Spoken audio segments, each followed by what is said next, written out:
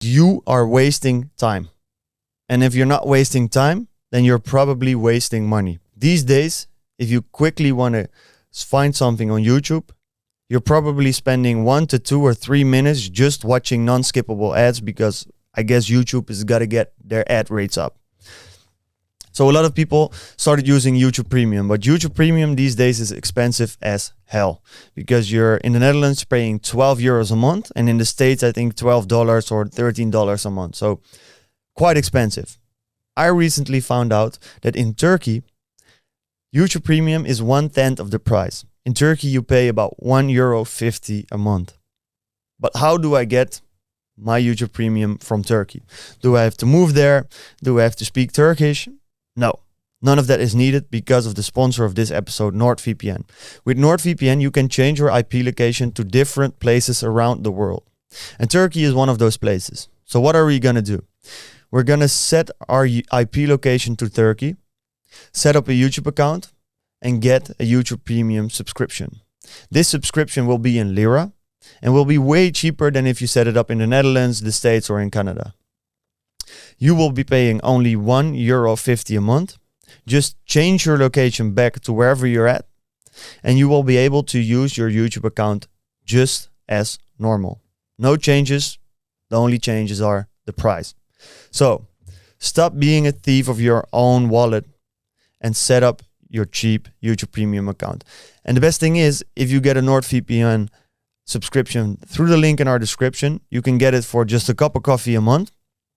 And with your NordVPN subscription and the new Turkish YouTube Premium subscription, you will still be about 50% cheaper off than if you were to get a YouTube's Premium account in your own country. So get NordVPN. Get all the other benefits, so you can safely use the internet. You can watch movies on Netflix or HBO from all the countries around the world because you can change your IP location. Get it now. Click the link in the description. We've got a 30-day money-back guarantee, so if it's not working or you're not satisfied, you can get your money back. Click the link in the description, and we're going to get back to the episode. You also said, like, earlier in this conversation that someone has to look at him or herself and ask what's or who they want to become. Like, what is the person in 3 years, and how do you want to look? Who want you to be? And I'm really curious. Like, when you were like 16 or 18, now you are like, how old are you? 28. 28. So 10 years ago, when you were like 18, who do you want to be? Like, what kind of person? The best version of myself. And who was that for you? I have yet to tell you, brother. Mm-hmm. I'll let you know when I die. It's a work in progress. I can't tell you whether I'm successful or not now. I'll tell you on my deathbed. Yeah. Why? Because it's a progressive realization of yourself. You're consistently realizing that you can become better and better and better. Yeah. It's like going to one skyscraper and being able to see the surroundings versus seeing something from the floor level. You can't see what you can't see. Mm-hmm. So my goal is just to become better and better and better, not self-sabotage, not be a liar, not be a hypocrite, be authentic. And in the authenticity, I can climb levels, become better. And the more I can see, right, the clearer life becomes.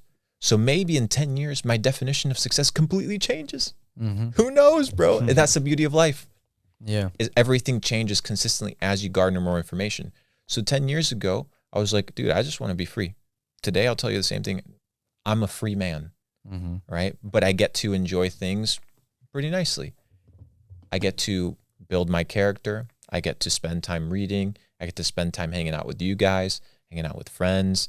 I get to build businesses that are no longer based off of just money. I was talking with a buddy who drove me here, Alexander, and he was basically telling me, hey, like, what have you been working on the last 2 years? I'm like, the same thing. I've been working on Capital Club. And to a lot of entrepreneurs, that's a shock, because it's like, well, how's Capital Club making money? I was like, I don't have to make money every day. I've already made money.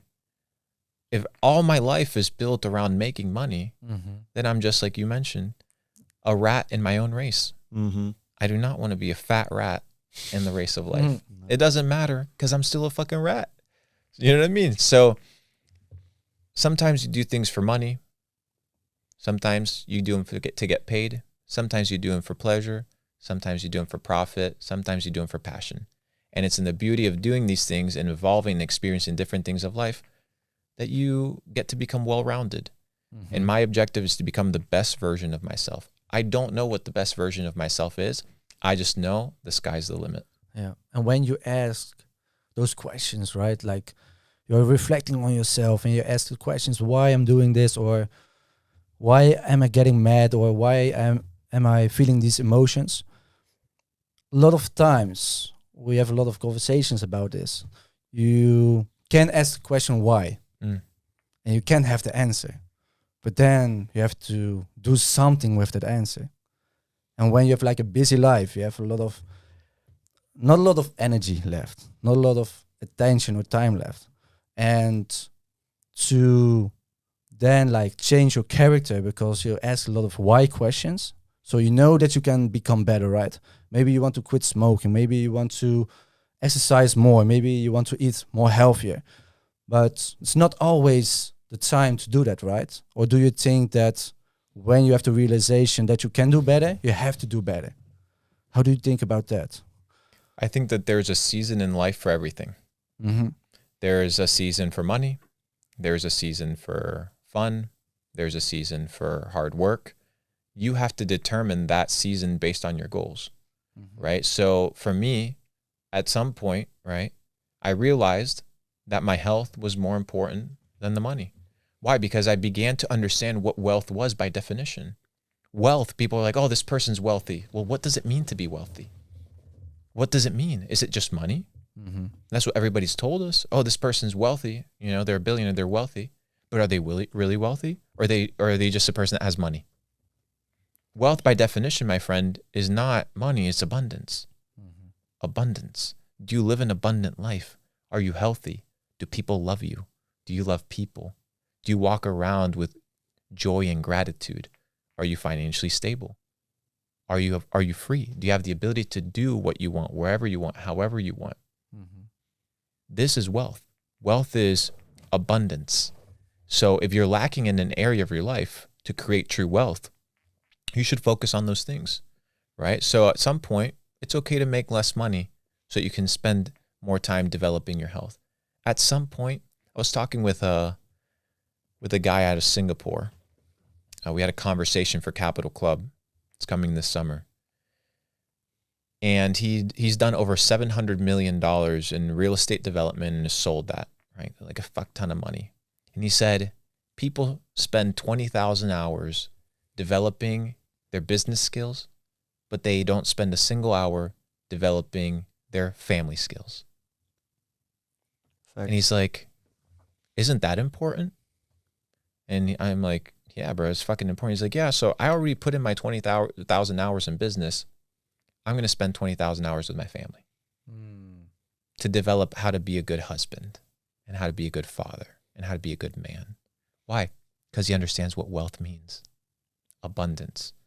And it's in understanding these conversations and in speaking with different people that your goals begin to be realigned, right? That's the entire premise of playing the game.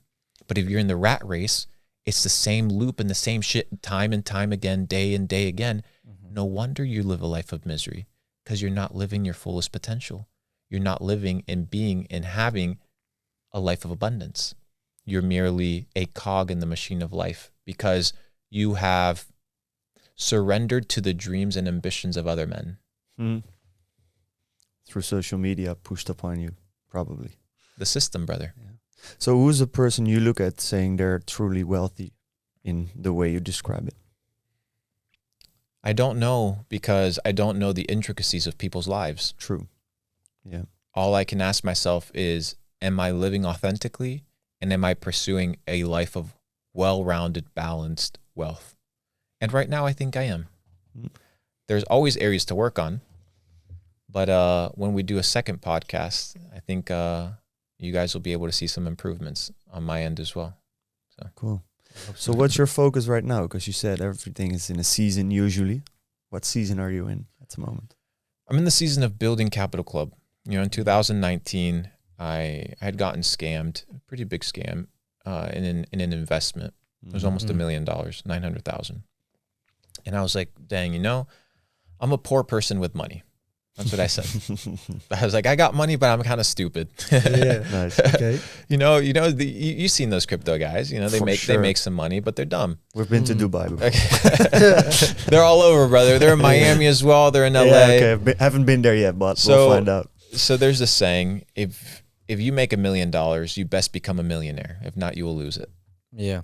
So I realized in 2019, I was a poor person with money. I had no network. I had no connections.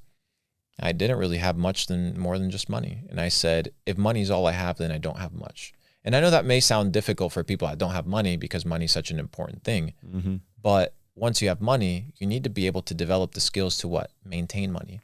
So in my bedroom, 2019, I launched Capital Club. Why? Because I wanted to create a network and an environment for me.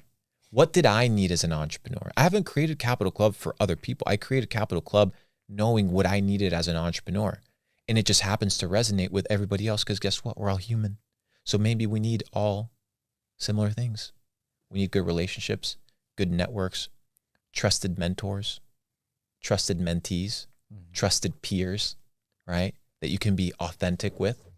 I mean, Alexander's here watching from backstage. He's been to every Capital Club event. And the reason members continue coming back and back again is because there's an environment of authenticity, giving without expecting. And my entire premise was to create that. So I created that in 2019, and that's kind of what I've been working on for the last couple of years. But I was working on it from the elite perspective, right? The membership was $15,000. A very famous gamer just messaged me today to join Capital Club. His name's, I think it's pronounced Mongrel. And he's a big guy from FaZe Clan. Okay, cool. And he actually has made millions of dollars gaming. And he messaged me, he's like, hey, can I join Capital Club? That guy has $15,000 to join a yearly membership. And that guy makes a fuck ton of money. Yeah. But on the other hand, what could I do for the person that's making $5,000 a month? That's making $10,000 a month. That's an aspiring entrepreneur. So I decided to create the Capital Club membership. And that is $1 a day, right? $1 a day. And the reason was very simple. When I was waiting tables, I had the opportunity once to wait tables for Jeff Bezos. He left me 15% tip. I still remember. He didn't interact with me. I didn't interact with him. But I was working in an environment where a lot of entrepreneurs came, a lot of businessmen came, a lot of people that work for the government. There's a lot of important people. And once, I caught the attention of this one guy and I said, hey, can I take you out for coffee? And he said yes. Why? Because we had a background. He used to do sales. I love sales, things of this nature. So he was like, hey, yeah, let's sit down and talk. And I paid for that coffee because that's all I could afford. So my entire premise of building this membership for entrepreneurs to join that are aspiring entrepreneurs, developing entrepreneurs, was I want people to have a network, mentors, relationship, an academy, and experience to develop for less than the price of a fucking cup of coffee. Great. And that's the entire premise for $1 a day. Nice. And how big is it? Well, right now, it's not open. Not open. And that's because by the time this podcast released, it'll probably be open. But our wait list is about 40,000 people. 40,000. 40,000 people is the wait list. And the wait list has been building for a long time. Our high tier membership, my wait list is about 400 people. There's only 150 that actually are part of the network because quality matters more than quantity. It does. I learned this from Leonidas. Leonidas in the 300.